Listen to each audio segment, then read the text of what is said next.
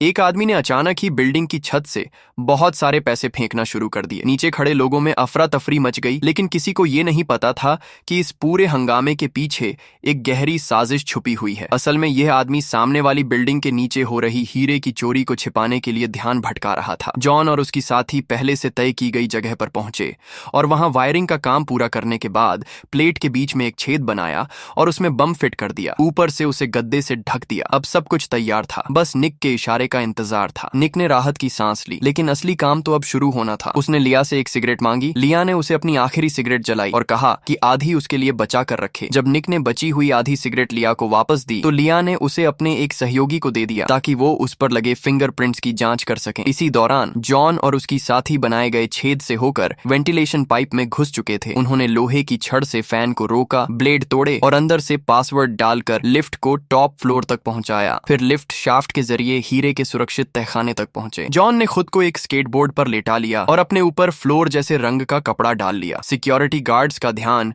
उस समय निक के सुसाइड की ओर था, इसलिए किसी को पता नहीं चला कि उनके पीछे कोई निकल गया। जैसे ही वे कैमरों की नजर से बाहर पहुंचे, जॉन ने कैमरा एंगल की तस्वीरें खींची, उन्हें प्रिंट किया और डमी पर चिपका दिया। मगर खुशी ज्यादा देर नहीं टिकी, क्योंकि उन्हें पता चला कि हॉल में नए सेंसर लगाए गए हैं जो प्लान में नहीं थे। घबराहट में उन्होंने निक से मदद मांगी, लेकिन उस समय निक के साथ लिया मौजूद थी, जिससे वो खुलकर बात नहीं कर सकता था। उसने इशारों इशारों में अपनी बात समझाई। जॉन कुछ समझ नहीं पाया, लेकिन उसकी गर्लफ्रेंड समझ गई कि ये थर्मल सेंसर है और तापमान को कम करके इन्हें धोखा दिया जा सकता है। अब वे लोग सुरक्षित रूप से तहखाने के दरवाजे तक पहुंच गए और वेंटिलेशन डक्ट से अंदर घुसने की तैयारी करने लगे। उसी समय पुलिस को फिंगरप्रिंट के जरिए निक की पहचान मिल गई। पता चला कि निक वही पुलिस अफसर है जिसे हीरे की चोरी के आरोप में गिरफ्तार किया गया था और जो अभी हाल ही में जेल से भागा था। जिस होटल में यह सब हो रहा था वो हीरे के असली मालिक हैरिस का होटल था और ठीक सामने ही उसकी हीरों की दुकान थी। लिया को शक हुआ कि निक का आत्महत्या करना एक बहाना था। तब निक ने सारा सच बताया कि सालों पहले निक को एक हीरा ले जाने की जिम्मेदारी दी गई थी, लेकिन रास्ते में दो नकाबपोशों ने हीरा लूट लिया और उसे चोरी का दोषी मानते हुए जेल भेज दिया गया। असल में यह सब साजिश थी हैरिस की, जो अपनी कंपनी के दिवालिया होने पर बीमा क्लेम पाने के लिए खुद ही अपनी हीरे की चोरी करवाता है। निक सिर्फ एक मोहरा था। निक ने लिया से मदद मांगी क्योंकि उसने जांच में पाया कि वे नकाबपोश लोग असल में पुलिस के ही थे। उधर जॉन और उसकी साथी अभी हीरा चुरा ही रहे थे